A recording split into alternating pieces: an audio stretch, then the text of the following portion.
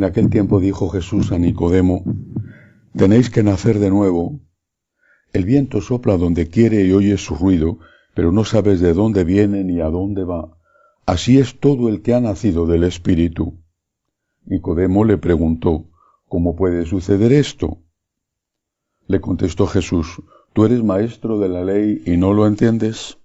En verdad os digo, hablamos de lo que sabemos y damos testimonio de lo que hemos visto, pero no recibís nuestro testimonio. Si os hablo de las cosas terrenas y no me creéis, ¿cómo creeréis si os hablo de las cosas celestiales? Nadie ha subido al cielo, sino el que bajó del cielo, el Hijo del Hombre. Lo mismo que Moisés elevó la serpiente en el desierto, así tiene que ser elevado el Hijo del Hombre, para que todo el que cree en él tenga vida eterna. Palabra del Señor.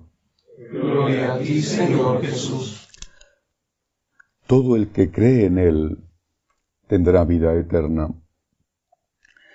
Cuando escuchamos estas palabras de Cristo, de forma seguramente automática, vamos a pensar en la confesión de su divinidad, de su humanidad también, naturalmente, incluso en la aceptación de sus enseñanzas, todas, también aquellas que van en contra de la cultura dominante, que en cada momento de la historia ha sido distinta. Hoy la cultura dominante es la llamada ideología woke o también la ideología de género.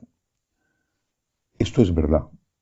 La fe tiene un componente, llamémosle así, racional o intelectual. Creo en que Cristo es verdadero Dios, verdadero hombre, de la misma naturaleza que el Padre, engendrado, no creado. Creo en la divinidad del Espíritu Santo, divinidad que comparten en la única naturaleza divina con el Padre y con el Hijo. Creo que las palabras de Jesús son palabras de Dios que no pasarán nunca. Una parte primera, esencial de la fe, pero nos equivocamos, y creo que con grave daño, cuando vemos la fe solo desde el punto de vista intelectual. La Iglesia ha librado una batalla honesta, dura, desde el inicio, por defender la pureza de la fe. Desde el inicio, desde el primer momento, aquellos contra los cuales tuvo que luchar San Juan el Evangelista, los gnósticos o los primeros padres de la Iglesia, un San Policarpo de Esmirna o un San Ignacio de Antioquía, y después una tras otra, las distintas oleadas de herejías, los donatistas o los arrianos o los nestorianos, una tras otra, hasta llegar al modernismo que estamos hoy de nuevo viviendo dentro de la Iglesia en una versión actualizada, en una versión 3.0. Ese es solo un aspecto de la fe. Y la Iglesia, repito, lo ha librado bien, pagando un altísimo precio, y si no, que se lo pregunten a un gigante como a San Atanasio. Pero este es solo un aspecto de la fe.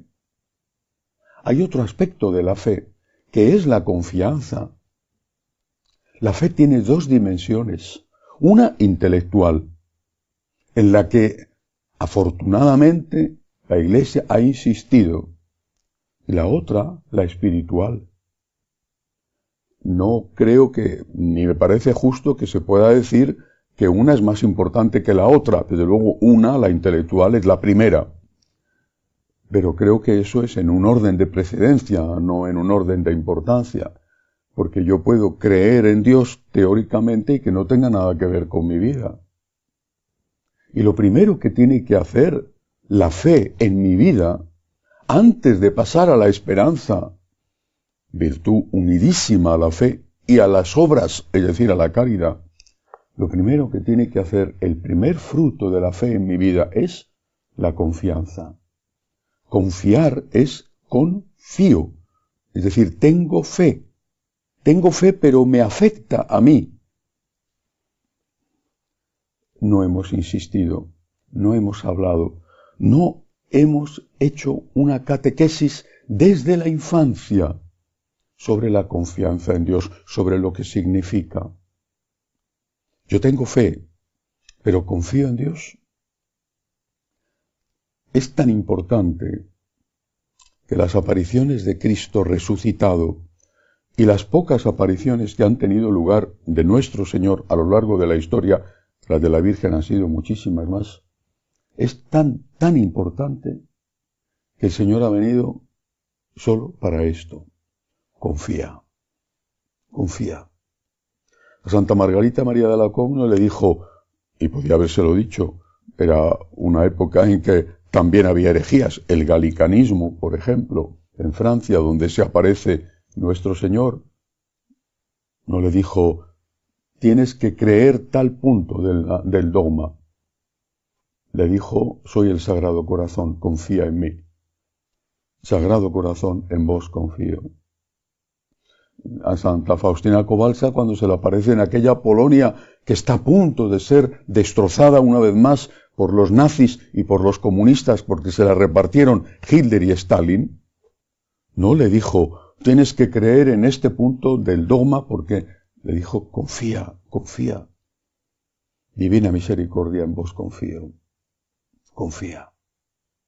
Hay que aprender a confiar. Es imprescindible.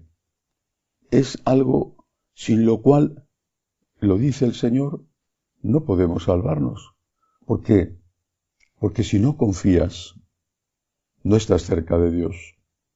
Si no confías, no entras hasta el fondo en el amor a Dios, es decir, en el agradecimiento.